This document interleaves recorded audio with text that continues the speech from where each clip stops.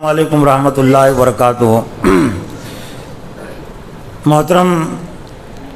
صدر جلسہ، مہمانان خصوصی اور تمامی حاضرین اجتماع جلسہ،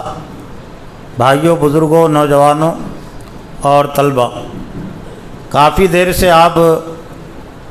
قرآن و حدیث کی روشنی میں باتیں سن رہے ہیں۔ 3 بجے سے لے کر عصر تک ہم نے اور آپ نے 2 مہمانان کی تقریریں سنی ہیں۔ مولانا عبدالرحیم فلاحی قریشی بھساول، انہی کی تقریر سے، خطاب سے اجتماع کا آغاز ہوا تھا، لیکن انہیں بمبئی جانا تھا کل، ناندیڑ سے ان کا 10 بجے ٹکٹ تھا، اس لیے وہ عصر سے پہلے روانہ ہو چکے ہیں۔ مولانا عبدالقیوم فلاحی صاحب جو پہنچ چکے ہیں اور ابھی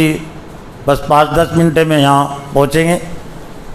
اس اجتماع کا ایک اہم حصہ زاد راہ کے طور پر ابھی باقی ہیں، لیکن مناسب ہوگا کہ دارالعلوم اشاعت القرآن کے متعلق کچھ تعارفی کلمات بھی آپ کے سامنے آ جائے۔ ویسے دارالعلوم اشاعت القرآن سے تو آپ سبھی متعارف ہے، اور نہ صرف متعارف ہے بلکہ یہاں جتنے افراد شریک ہیں یہ سب دارالعلوم اشاعت القرآن کے معاونین ہیں، تعاون کرنے والے ہیں، مالی تعاون بھی کرنے والے ہیں اور زبان سے بھی تعاون کرنے والے ہیں، اور محبت اور ہمدردی یہ بھی تعاون کا ایک بڑا حصہ ہوتا ہے۔ اس لیے اجر ثواب میں آپ بھی شامل ہیں، بلکہ آپ بھی شامل ہیں، آپ کے ذریعے سے ہم شامل ہیں، اس لیے کہ یہ جو ادارہ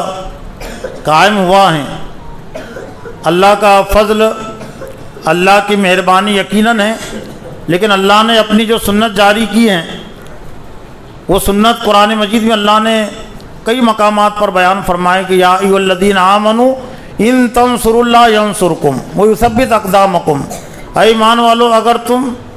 اللہ کی مدد کرو گے تو تمہاری مدد کرے گا۔ تو اللہ نے دین کے تمام کاموں کے لیے دین کی مدد کی شرط لگائی ہے۔ تو الحمدللہ دارالعلوم اشاعت القرآن کا آپ تعاون کرتے آ رہے ہیں اور انشاءاللہ آئندہ بھی کرتے رہیں گے۔ تو یہ صرف کسی ادارے کا تعاون نہیں بلکہ دین کا تعاون ہے، اور یہ کسی کے حکم پر عمل آوری نہیں، یہ اللہ کے حکم پر عمل آوری ہے، اور اس سے بڑھ کر اور کوئی فضیلت کی بات نہیں ہو سکتی۔ جہاں تک کہ دارالعلوم اشاعت القرآن کے تحت کچھ تعارفی کلمات کی بات ہے، تو سب سے پہلے اس کے قیام کے حوالے سے یہ بات آپ کے ذہن میں رہے کہ دارالعلوم اشاعت القرآن کا جو افتتاحی جلسہ جو ہوا ہے، اس کی جو تاریخ ہے 21 دسمبر 2003، یعنی تقریباً 20 سال کا عرصہ ہو رہا ہے۔ شروع میں یہ دارالعلوم اشاعت القرآن 5 سال تک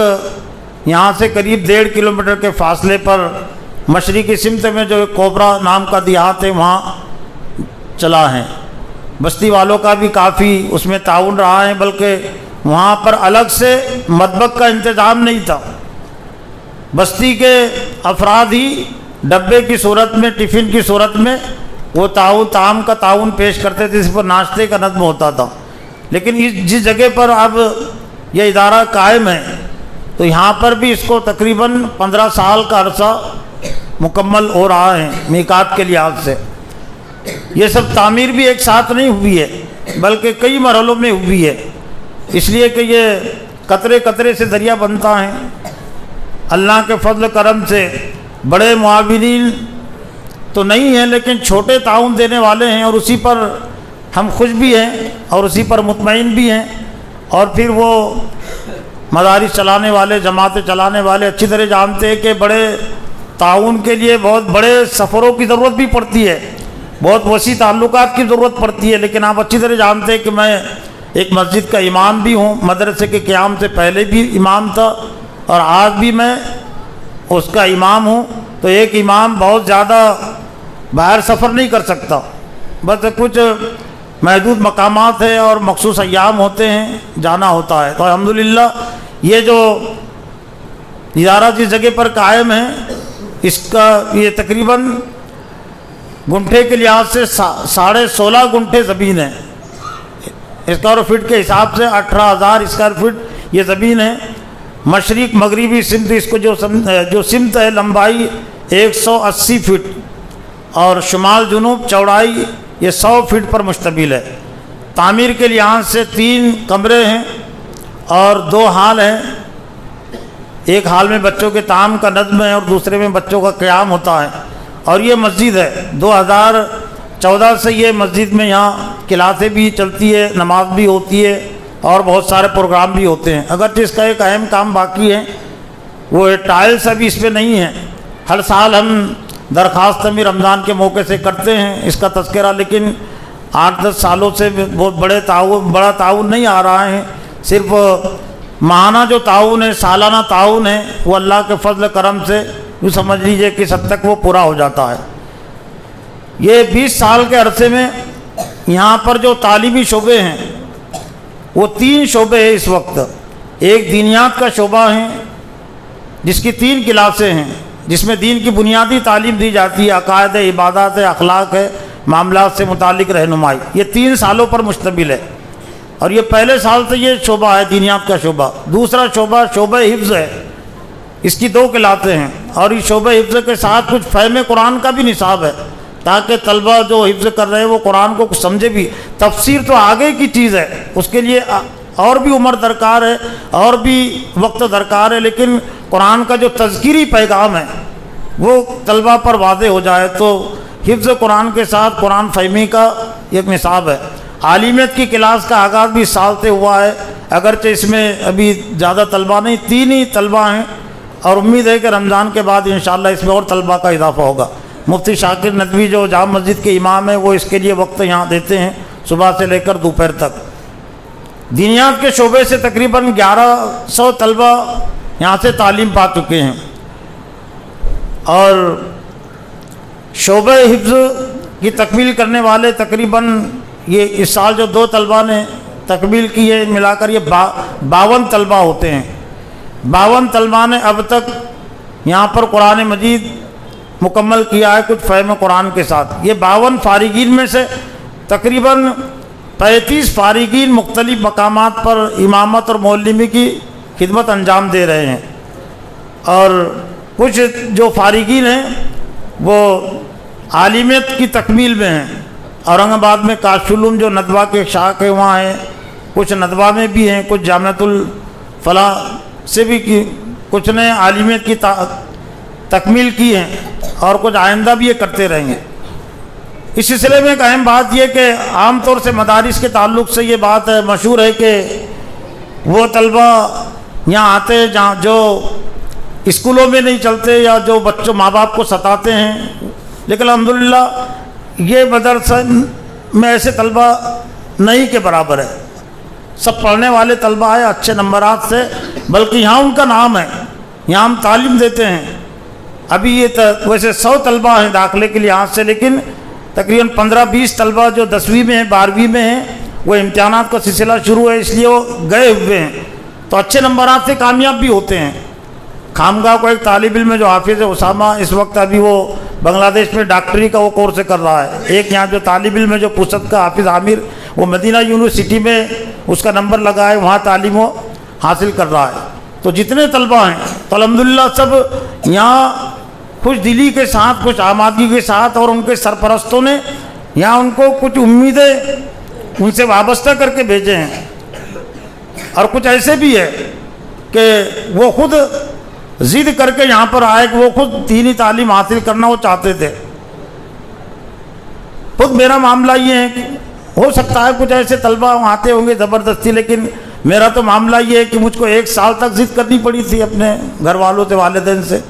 ورنہ میرا داخلہ مجھ کو نہیں شریک کر رہے۔ مراٹھی سے میری تعلیم تھی 4ویں تک، لیکن میں نے والد سے 1 سال تک ضد کیا